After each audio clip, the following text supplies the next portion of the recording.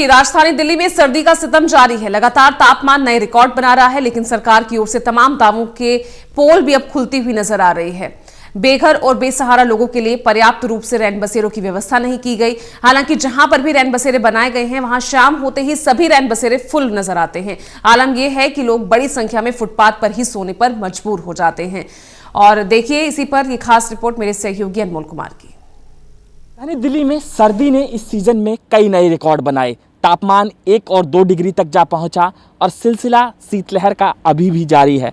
लेकिन मजबूरी और लोगों की बेबसी का आलम वैसा ही बरकरार है। हालांकि सरकार तमाम दावे जरूर करती है कि लोगों के ठहरने के लिए रैन बसेरों की व्यवस्था की गई है, इन सर्दियों से बचने के लिए तमाम इंतजामात किए जा रहे हैं, लेकिन मजबूरी का आलम वैसा का वैसा ही है। सबसे पहले मैं आपको तस्वीरें दिखाना चाहूँगा। एम्स अस्पताल के बाहर की ये तस्वीरें हैं। मजबूरी का आलम ये है कि लोग बस स्टैंड पर ही रात बिताने को मजबूर हैं।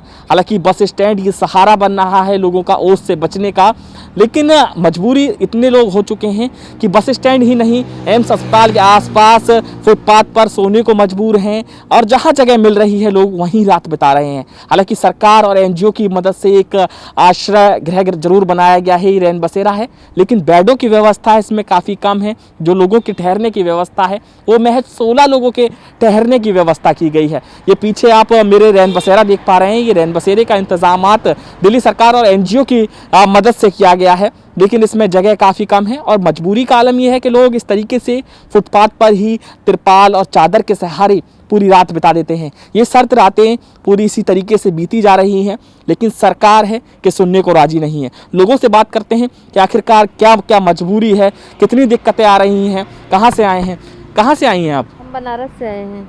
और जगह नहीं मिल पाती है क्योंकि रैन बसेरा आपके पीछे ठीक पीछे है और आप फुटपाथ पर सो रहे हैं बस स्टैंड पर। यहाँ 8 दिन से आए हैं। मेरे बच्चे को कैंसर है। धर्मशाला में भी गए तो बोला भी बेड नहीं खाली है। धर्मशाला के पास जो रहन बसेरा है उसमें भी नहीं खाली है। एम्स के पास जो है उसमें भी नहीं खाली है।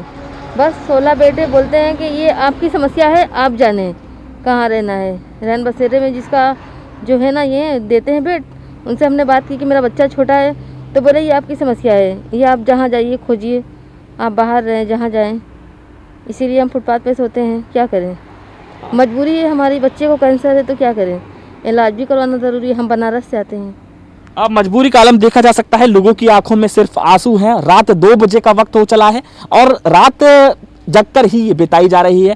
कभी जगते हैं, कभी उठते हैं, इस तरीके से पूरी रात बीत जाती है। कुछ और भी लोग हैं जो जग रहे हैं, रात के 2 बजे हो गए हैं। सर्दी की वजह से आपकी नींद नहीं हो पाती है। दिक्कतें कितनी हैं? कहाँ से आई हैं? पुरायाबाद से। क्या मजबूरी रही, यहाँ पर रात बिताने पड़ रहा है? जगह के लिए गए थे? हाथ में कैंसिल है, उसके बहू का इलाज कराने आए। क्या इलाज कराने आए? रैन बसेरे में जगह नहीं मिल पाती? नहीं मिल पाती। क्या कहा जाता है? बेड को गिर रहे हैं, बेड गिर रहे हैं, सब पैसा बिता रहे हैं रात। आप कितने दिनों से यहाँ पर ठहरी हुई हैं आप? हम यहाँ पे 8 दिन से हैं। 8 दिन से इसी तरीके की स्थिति देख रहे हैं? हाँ, ऐसे ही है। अब तो हम आज 8 दिन हो गया।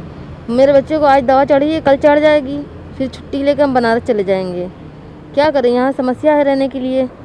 अब जब बुलाएंगे डॉक्टर तब आएंगे। आपके साथ और भी लोग ठहरे हुए हैं। कितने कितने दिनों से ये इसी तरीके से रह रहे हैं? ये तो ऐसा ही है। कोई 1 महीने से है, कोई 15 दिन से है, कोई 8 दिन से है। ऐसे ही सब रहते हैं। जगह नहीं मिलती, सबको समस्या है। सब ऐसे ही अपना टाइम काटते हैं। कोई यहाँ काटता है, कोई मेट्रो के नीचे काटता है। मेट्रो के नीचे भी लोग काटते हैं। आपके साथ छोटे छोटे बच्चे भी हैं तो दिक्कतें हैं? हाँ, मेरा 5 महीने का बच्चा है और बच्चे को तो बनारस हम छोड़ के आए हैं। यहाँ रहने की जगह तो है नहीं। मेरे पति हैं और मैं हूँ बस।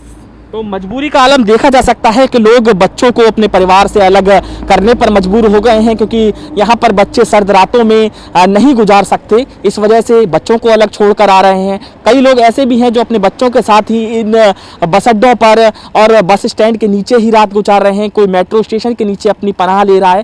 तो मजबूरी का आलम देखा जा सकता है। हालांकि सरकार के दावे कहते हैं कि सभी को जगह दी जा रही है, रैन बसेरों की व्यवस्था की जा रही है, लोगों के खाने तक की व्यवस्था की जा रही है, लेकिन आलम देखा जा सकता है कि किस तरीके से लोग अपनी रात गुजार रहे हैं। तो बेबसी का आलम है। हालांकि सरकार के दावे साफ दिखाई देते हैं कि कितना सरकार कर रही है। हालांकि देखना ये होगा कि सरकार इन लोगों के लिए कब तक इंतजामात कर पाती है।